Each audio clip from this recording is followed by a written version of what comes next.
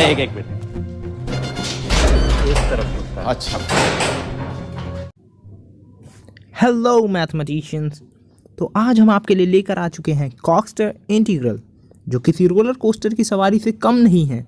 तो आइए थोड़ा और समय बर्बाद करते हुए शुरू करते हैं आज का वीडियो। तो हम सबसे पहले शुरुआत करते हैं अपना वीडियो का यूज़ करके कोसाइन के डबल एंगल फॉर्मूला का, जो कि है आप देख सकते हैं। अब हम अपनी पहली सब्स्टिट्यूशन करने वाले हैं इसमें, क्योंकि इसमें बहुत सब्स्टिट्यूशन है भाई। तो पहली सब्स्टिट्यूशन है कॉस थीटा को यू पुट करेंगे हम।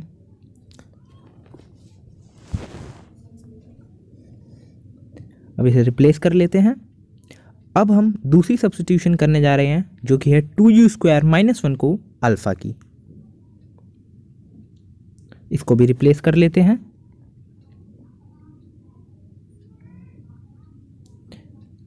अब हम करेंगे अपनी तीसरी सब्स्टिट्यूशन, जो कि है alpha is equals to cos x upon 1 plus 2 cos x। जब हम ये रिप्लेस करते हैं तो आपको कुछ दिखा सा लगेगा कि ये तो हमारा फंक्शन है, इंटीग्रल फंक्शन। अगर हम इसको इंटीग्रेट कर दें दोनों तरफ 0 से π/2 तक,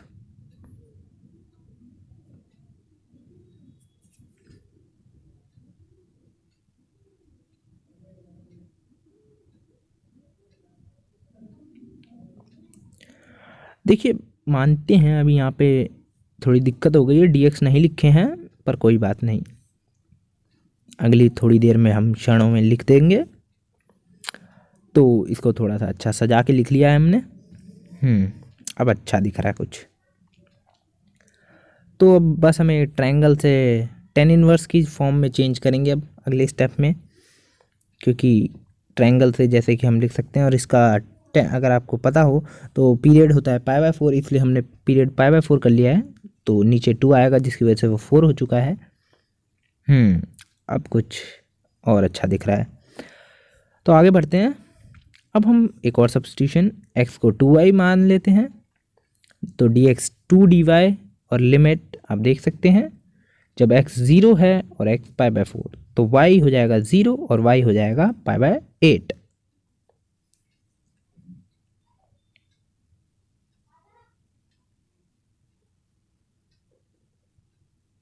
इसको भी रिप्लेस कर लेते हैं सब कुछ। और तो ऊपर से हम इसके लिमिट, अपर लिमिट में से 2 ले आते हैं, जिससे कि फिर से वो पीरियड π/4 में ही चला जाए। और हम जानते हैं 1 + cos 2y का फॉर्मूला, जो कि होता है 2 cos² y, पर रूट की वजह से √2 cos y।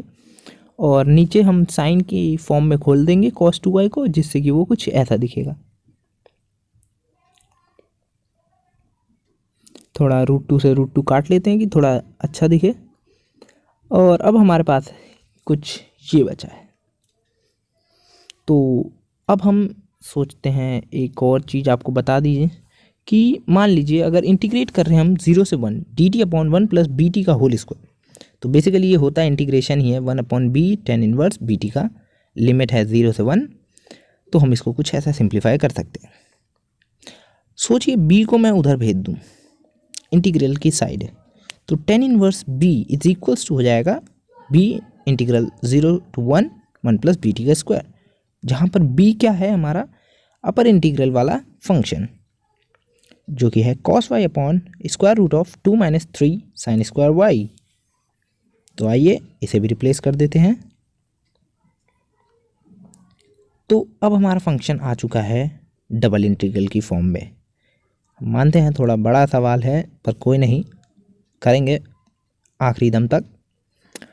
अब ये कुछ लिख लेते हैं हम तब तक। तो हाँ जी, ये आ चुका है हमारा डबल इंटीग्रल में। तो अब सारी चीज़ों को अंदर ले जाते हैं और दोनों इंटीग्रल को बाहर।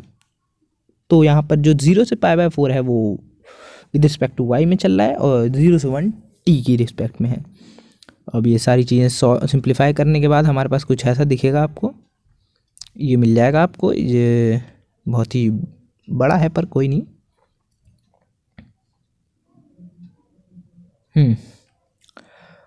तो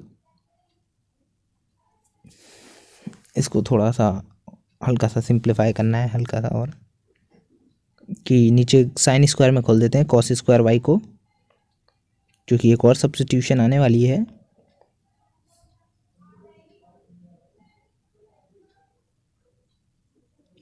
तो सब्स्टिट्यूशन करते हैं हम। अब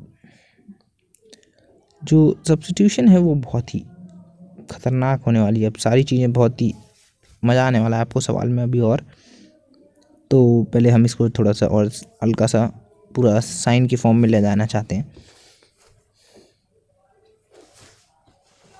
अब हम अपनी सब्स्टिट्यूशन करेंगे, जो कि है साइन वाई को हम पुट कर देंगे √2√3 साइन डब्ल्यू सॉरी, जिससे कि हमारा कॉस वाई डी वाई हो जाएगा is equals to square root of 2/3 cos W D W. लिखने में दिक्कत कोई नहीं, वीडियो एडिटिंग में सब ठीक होता है। लिमिट भी चेंज कर लेते हैं। तो लिमिट हमारी हो जाएंगी y जब 0 था तो w 0, y π/4 तो w π/3। तो ये चेंज हुआ है सिर्फ y का, नॉट t। तो t 0 से 1 ही रहेगा। सब्स्टिट्यूशन कर लेते हैं। सारी चीज़ें सब्स्टिट्यूट हो जाने के बाद थोड़ा टाइम तो लगता है भाई लिखने में।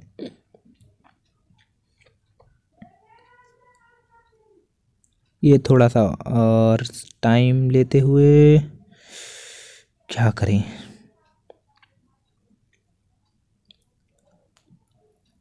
समय बर्बाद नहीं करेंगे तो हमारा वॉच टाइम कैसे बढ़ेगा। तो अब इसको थोड़ा शॉर्ट में जल्दी से लिख लेते हैं। तो अब हमारे पास ये कुछ ऐसा बचेगा जैसे कि 8√3 कॉस स्क्वायर डब्ल्यू अपॉन में 3 ब्रैकेट में t square plus 2 sine square W और बगल में t square plus 3 D W sorry.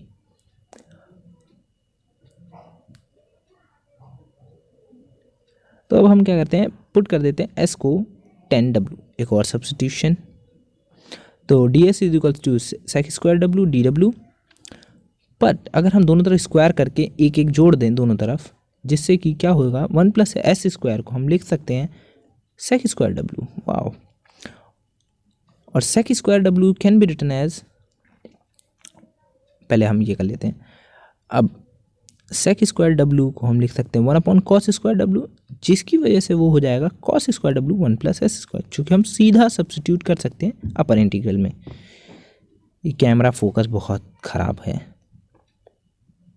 कोई नहीं, काम चलाएंगे हम। लिमिट भी बदल लेते हैं, w0 s0 w π/3 s√3।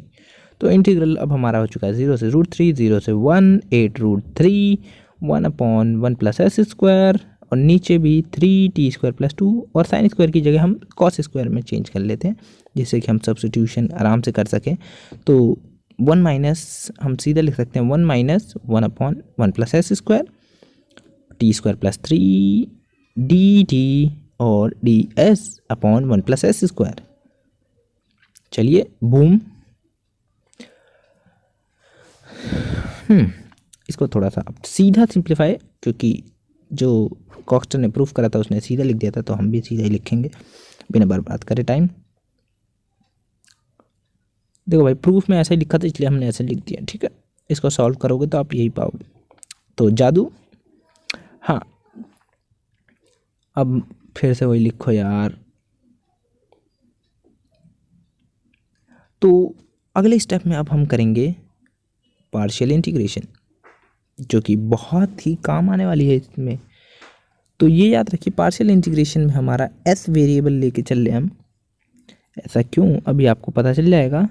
मानते हैं दोनों वेरिएबल हैं, बट हम s को अभी रेफर कर रहे हैं इसमें। तो a और b की वैल्यू को फाइंड आउट करने के लिए हम s को पुट कर देंगे 0 और आयोटा। तो 2 इक्वेशन आएगी, दोनों से आप a एंड b आराम से निकाल सकते हैं।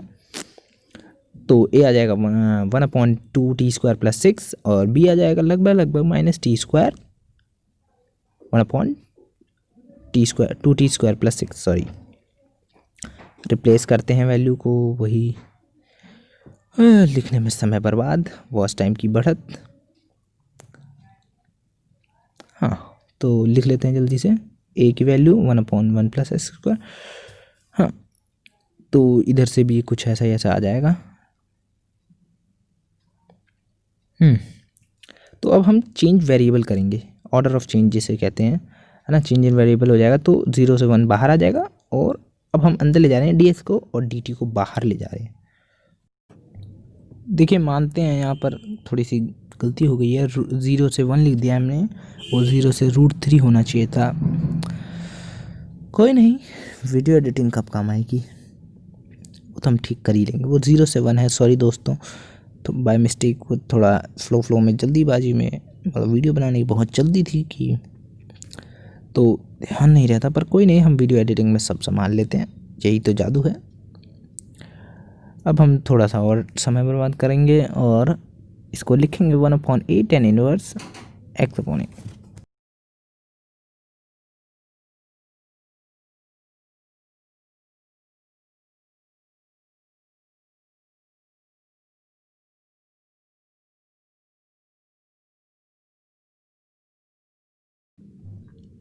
तो बस अब हम लिमिट डाल देते हैं उसमें, तो लिमिट के डालते ही आ जाएगा हमारे पास π/3, और वही फंक्शन बस वहाँ ऊपर √3 आ जाएगा tan इनवर्स के फंक्शन में। तो हाँ, देख सकते हैं आप। अब हम दोनों में से √3 अगर कॉमन लें तो t² + 2 बच जाएगा स्क्वायर रूट में, देखें तो आप।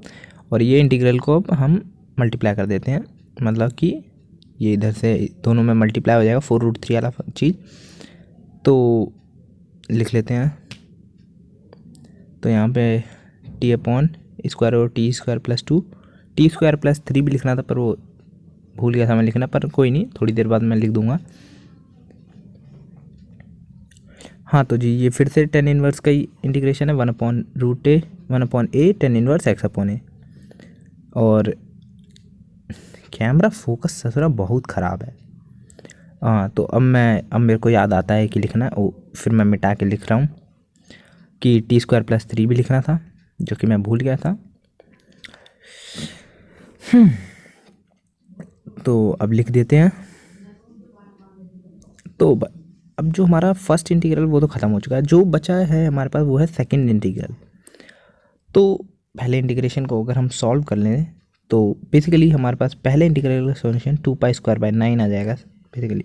पर थोड़ा सा लिख देते हैं इसको भी समझाने के लिए कि π/3 आएगा, 0 वाला ख़त्म हो जाएगा, सॉरी π/6। और इसमें क्या करते हैं, हम फर्स्ट फंक्शन इसको मान लेते हैं और इसको सेकंड। अब हम लगाएंगे यहाँ पे अपना क्या कहते हैं, व्हाट्स कॉल, अरे वही वाला आइलेट वाला फॉर्मूला कहते हैं जिसे। It's time to stop! It's time to stop, okay? No more! Where the fuck are your parents? Who are your parents? I'm gonna call Child Protective Services. It's time to stop! तो यहाँ पर हम लिख लेते हैं इसका integration, और second वाले में फिर से again integration of whole, first का डिफरेंशिएशन और सेकंड का इंटीग्रेशन, जो कि मैंने यहाँ लिखा नहीं क्योंकि बहुत जगह कम थी। हाँ, तो आगे बढ़ते हैं फिर से 2π²/9 माइनस में। अब देखो ये जो इंटीग्रल है ना, ये डिफरेंशिएशन है किसका, लेकिन ये है differentiation of tan inverse √t² + 2। और अब बस अब लिमिट डालें तो इंटीग्रेशन डिफरेंशिएशन का करेंगे तो सीधा इंटीग्रल वही बच जाएगा हमारे पास, tan इनवर्स √t² + 2। और यहाँ पर हम सीधा लिखते हैं सॉल्व करने में, डिफरेंशिएट करके और इंटीग्रेट करके ये जो मिलेगा हमें, तो हमारे पास ये आ जाएगा बेसिकली। आप कर लीजिएगा। तो अब इसमें बस लिमिट डालनी है, तो इसको सॉल्व करते हैं थोड़ा सा। तो यहाँ tan इनवर्स t/√t² + 2, और इस तरफ आ जाएगा सिर्फ tan इनवर्स √t² + 2। और यहाँ पर ये same as it is integral.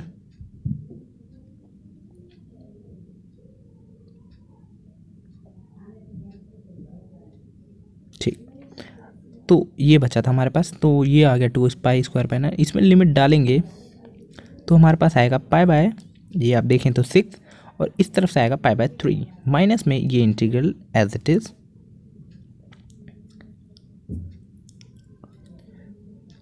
हाँ, तो अब इसको सॉल्व करें तो i इज इक्वल्स टू आ जाएगा हमारे पास 2π² 9 माइनस में 2π² 9 प्लस में 4 टाइम्स ऑफ दैट इंटीग्रल। तो अब ये देख सकते हैं हम, हमारे पास इंटीग्रल में ये 2π² 9 कट चुका है, तो i सीधा सीधा 4 टाइम्स ऑफ इंटीग्रल आ चुका है। तो लिख लिया पूरा हमने इंटीग्रल ये वाला। ये हाँ, तो अगर आपको पता हो ये अहमद्स इंटीग्रल है, मैंने अपनी प्रीवियस वीडियो में इसका सॉल्यूशन करा रखा है, तो आप वहाँ से जाके देख सकते हैं, लिंक डिस्क्रिप्शन बॉक्स में है। तो ये आंसर आ चुका है 4 × 5π² 96। तो द आंसर इज 5π² 24। तो बहुत ही अच्छा सवाल था ये।